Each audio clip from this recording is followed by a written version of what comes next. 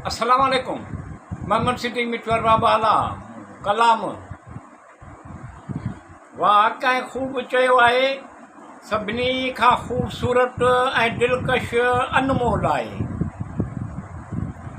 हसीन जाज़िब नज़र दिलनशी नरम नाज़ुक मुनफ़र्द आहे।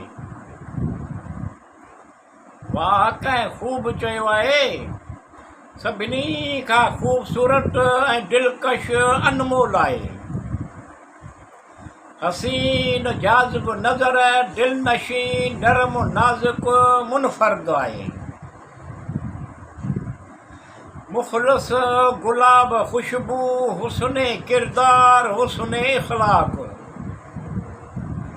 मुख़लिस गुलाब ख़ुशबू हुस्न किरदार हुस्न इख़लाक़।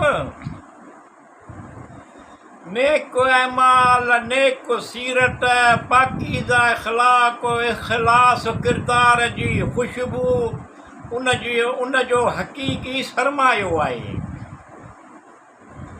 वाक़ई ख़ूब चयो आहे, सभिनी खां ख़ूबसूरत ऐं दिलकश अनमोल आहे।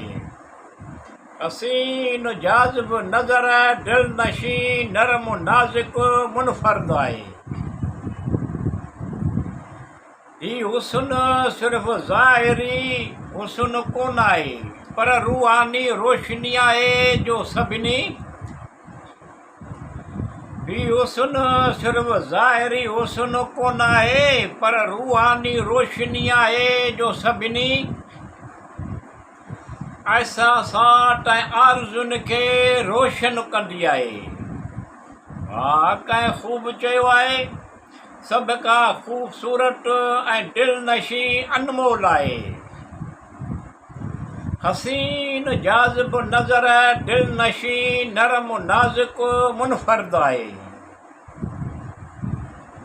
उन जे ख़्यालात ख़्वाहिशात ऐं दिल जे गहराइनि शामिल हूंदी आहे।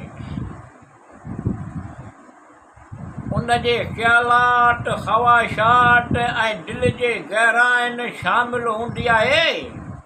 हिकु अहिड़ी तवानाई जेका दिल जे हर गोशे में महसूसु थींदी आहे। वाक़ई ख़ूब चयो आहे, सभिनी खां ख़ूबसूरत ऐं दिलकश अनमोल आहे। हसीन जाज़िब नज़र दिलनशी नरम नाज़ुक मुनफ़र्द आहे। दिल फ़रेब अदाऊं हुस्न जा जलवा दीद दिलेरी नाज़ नख़रो। दिल फ़रेब अदाऊं हुस्न जा जलवा दीद दिलेरी नाज़ नख़रो। जाज़िबियत ॼण उन जी कशिश सिर्फ़ मोहबत जी गहरी ज़िबा आहे, जेका रूह में ॿुॾी वेंदी आहे। वाक़ई ख़ूब चयो आहे, सभिनी खां ख़ूबसूरत ऐं दिलकश अनमोल आहे। हसीन जाज़िब नज़र दिलनशी नरम नाज़ुक मुनफ़र्द आहे।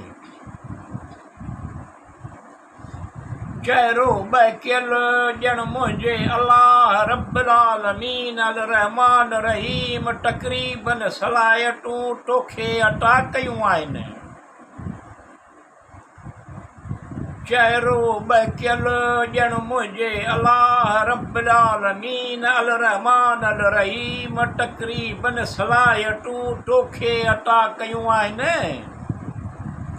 ॾिठो कोन्हे तोखे तॾहिं यादि कयो, तुंहिंजे प्यार जी अहिड़ी दिलि में ख़ुशबू आहे। वाक़ई ख़ूब चयो आहे, सभिनी खां ख़ूबसूरत ऐं दिलकश अनमोल आहे।